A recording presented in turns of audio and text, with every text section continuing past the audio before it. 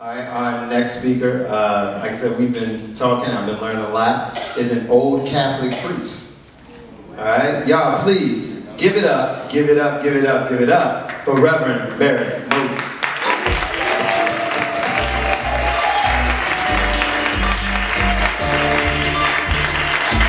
What's going on, Baltimore? What's going on, Baltimore? How y'all doing today? Yes, like the brother said, I am an old Catholic priest. Please don't hold it against me. I was ordained in 2008. I've been in ministry in total 15 years. This is a long time. Yeah, my face doesn't show, but my deeds do. But anyway, this story and these stories are so invaluable. And I gotta tell you this, me and Jesus, we got a good relationship. I make plans and he tears them down. So in 1998, I came out as a lesbian. Yes, I know, shocker, right? Came out as a lesbian. My mother had died in 1995, and I started doing a lot of spiritual work, and I discovered this part of myself. So I decided, you know what? I'm gonna live my truth. And I came out. I had a big 25th birthday party. Oh my God. Some of the most gorgeous boys in Brooklyn was there. Did I tell you I used to run with a pack of gorgeous Brooklyn gay boys? These boys were so fabulous. When we would go to the club, people would buy me drinks to talk to them. It was a win-win situation. So that was nice. But it was one thing. I always wanted to be part of the guys, but I was just like guy adjacent. And I did what I had to do. When I would dress up in my Timbs and my Carhartts, I know I'm dating myself. Some of y'all know what Carhartt is. And Timbs, y'all know what that is too. And then they would try to put me in dresses. And it was cute for a hot minute, but I always felt uncomfortable. So, again, like I said, I was doing my spiritual work, and I prayed to God, please, I just want to be in alignment. So as it happens, I had a friend who was going to University of Maryland Social Work School. Shout out to University of Maryland Social Work School. The bills are high, but it's worth it. It's worth it. And so he said, I'm doing a social work internship. You mind being one of my clients? I was like, sure, free therapy. And then I had to fight with myself, right? Because I grew up in an era where, guess what? Black people didn't go to therapy. We went to Jesus. But I got tired of being sick and tired. A half a pint of gin a day and messed up relationships, that's no way to live a life. So I said, all right, I'll try it. In my first session, he sat me down, got me a glass of water, we talking, and he said, you know what, I want to work with you over the next couple months, you know. Blah, blah, blah. I said, yes, blah. I think you're transgender. I said, what? You think I'm what? I think you're transgender. When I tell you I called him everything but a child of God, I might have lost my license right there in the pump, baby. It was terrible. But he was understanding and patient, and so I went through a period of being gender non-conforming. But I had always been gender non-conforming.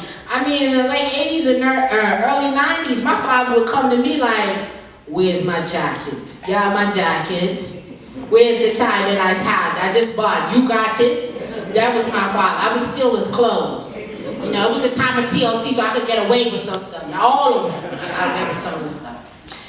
And so, in the gender transition, I'm still praying to be in alignment. I'm not sure what's going on, but I'm just going to flow through it. And so I found myself, again, I'm a praying man, I found myself in a spiritualist church. This is the type of church where the saints meet the Orisha, right? So I'm sitting in the back and I'm chilling, and there's a medium going around, reading everybody's life and telling all their business, right? And this particular medium was fierce. Let's call him Miguelito. Miguelito was fierce. He would put you on Front Street. So here I am in the corner. I'm all the way back in the corner like, he not gonna see me. Don't you know he strolled right? And he said, ha! You can't be both. You have to pick whether being a boy or girl. You can't be both. And it ran off. Oh my God, he put me on Front Street. I felt so naked. And I had an hour and a half drive back with my godmother from Hamilton to Baltimore. So that was an interesting conversation. did a lot of evasive things. But I decided, you know what, maybe Miguelito was onto something. So in 2014, I decided, you know what, I'm gonna try this thing out. I'm gonna take testosterone for 90 days. And if I don't like it, then I just stop taking it. No harm, no foul, go back to living my regular old weirdo life.